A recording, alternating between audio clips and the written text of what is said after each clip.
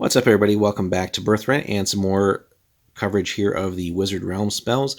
Today we're going to take a look at Demagogue, and this one is considered enchantment / charm and does have some moderate requirements to be able to cast it. Not nearly as high as Death Plague, but still fairly high up there. So you have to have at least a level 3 source, and in some cases not always that easy to have that, depending on where you're located or where your sources are located in general. But also a level 3 character, and then it does have a gold bar cost as well, so not a freebie here. So this pervasive, subtle charm plays upon the fears and loyalties of a province, influencing the attitudes of its people towards its ruler. For each 5 regency points a wizard spends, he can improve or worsen the loyalty grade of the province by 1 step, which is massive in some cases if you think of the implications of that. And again, for those who've already played the game and know how to play the part of Birthright where you are running a domain, the implications of that loyalty for rulers is huge in a lot of cases, depending on which way you want to swing it. At 3rd level, you can affect 1 province, and then for every 2 levels beyond the 3rd, you can affect an additional province, so 2 at 5, 3 at 7, and so on. The change in loyalty occurs during the adjustment phase of the domain turn, so really, it's a just way to swing influence in a positive or negative direction. And so having this in the repertoire of a wizard domain ruler is quite powerful. So now if you're just running sources and you're not ruling a political domain, having this available, certainly you can use this as a good source of income, right? If the ruler is having some issues and you want to swing loyalty, well, you can drive a pretty hard cost for this, or ask for other benefits and favors and things like that. Now, if where you have your sources, maybe you're just not in favor of the current ruler or rulers, and you would like maybe to incite some rebellion or something like that, you can swing things towards the negative side and maybe hope for a change in leadership, or if somebody's if you just control sources, you don't necessarily care about the politics in a lot of cases. So if, somebody comes to you and again wants to hire you to maybe change the political climate a little bit, again, source of income, right? So things to consider. But now if you are an actual domain ruler in the sense of ruling a political domain as a wizard as well, like we see with some, like Ilian, for example, just off the top of my head,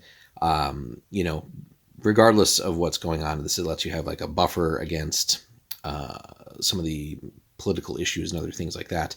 So you could, get away with maybe some slightly higher taxes, but then work this as well. So you can kind of not have the people get pissy about having to pay taxes while keeping everything in line. So there's just so many wonderful little implications and ways to employ Demagogue.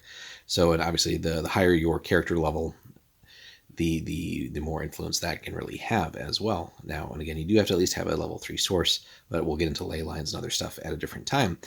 And here, the wizard must pay 5 regency points for each grade of loyalty affected in each province.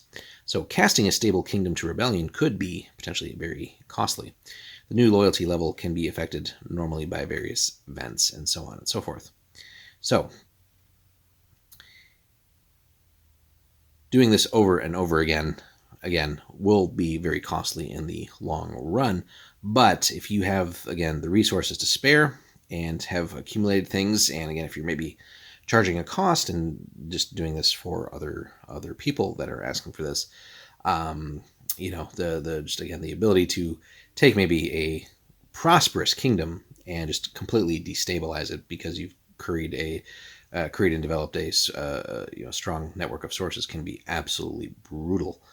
And so this is yet another thing to think about, not just for wizard characters, but if you are a political ruler and you're not necessarily 100% sure of all the wizardly activity in the domain that you rule, this is just something that, if you have knowledge of the magical arts and things like that, you would be well advised to maybe get yourself a wizard lieutenant who can provide protection against this, but also maybe employ it positively for you. But this could also be a great way if you're looking at expanding and you have the ability to have your wizard, or you as the wizard yourself want to sort of prepare an enemy domain to be overtaken. Well, what better way to work this spell and start destabilizing that particular area. And then there's a whole host of other things that we can do to work that then in our favor. So, on the one hand, we can work to destabilize, but then there's other spells and actions we can take to then build up as well. So Demagogue, not necessarily overtly the most powerful spell, if you're just looking for like pure destruction and stuff like that, where like, Death Plague, obviously it's going to do some nasty stuff, but this is definitely one that can have a, it's a subtle touch initially, but really can have profound impact as well, and really, not necessarily immediately draw attention or scrutiny given how subtly it works. So definitely a great one to consider and have in your repertoire as a wizard domain ruler, and for other classes to be aware of potentially this being employed. So hit us up in the comments, guys. Let us know some interesting stories that you've had with Demagogue happening in your campaigns and how that's gone. Like and subscribe, guys. We have plenty more Birthright coming for you soon. Thanks so much for all the recent comments on videos as well. Really appreciating that, and seeing the love that some people still have for the setting, and hopefully this will spread to other people and they'll take a look at just this wonderful setting that really does not get enough love. So check this out, guys, and then we'll have plenty more coming for you soon. Take care.